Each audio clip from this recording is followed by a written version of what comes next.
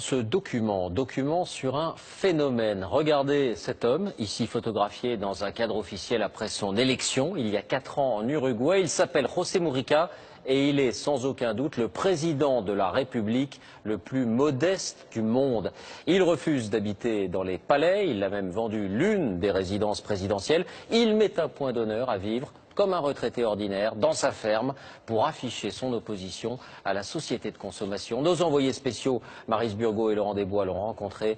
Voici leur reportage. La maison est tellement modeste qu'on se pince pour y croire.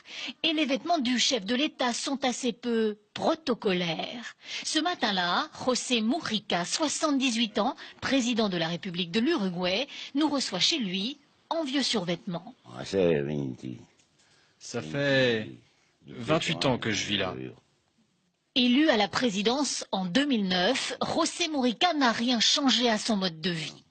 Comme autrefois, il boit le maté, cette infusion d'herbe très populaire en Uruguay.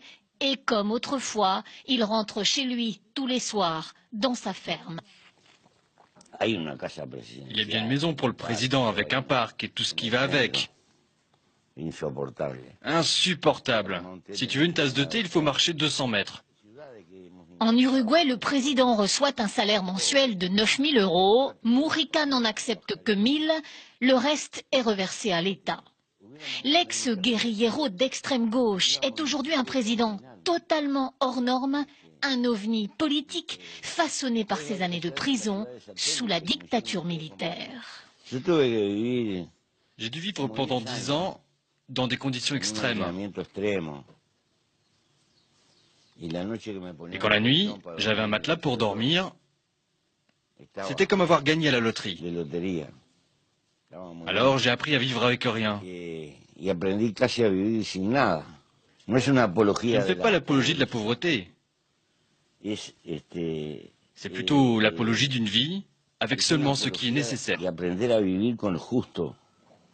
Chez les Mujica, pas de personnel de maison, la première dame se charge de la cuisine, le racetisme n'est pas une façade. Ils prônent aujourd'hui tous les deux un socialisme matiné d'économie de marché et ils sont d'accord sur la place du couple présidentiel. Il y a eu des femmes de présidents qui ont joué ce rôle de première dame, mais moi je travaille, j'ai été élue sénatrice.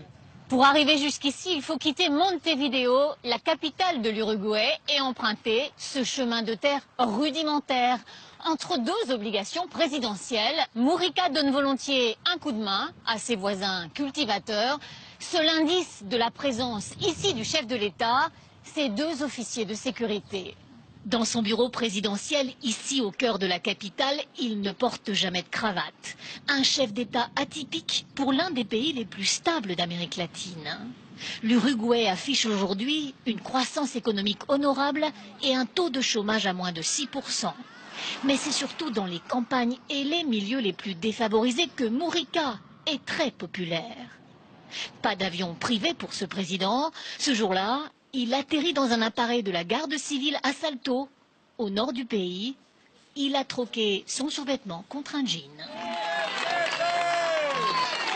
Il vient inaugurer des logements sociaux pour des mères célibataires. Le président se laisse embrasser et photographier avec bonhomie. Ses gardes du corps ont ordre de ne rejeter personne. Il est un exemple pour nous. Avant lui, personne ne reversait son salaire, c'était même plutôt le contraire. On avait le sentiment qu'on nous volait.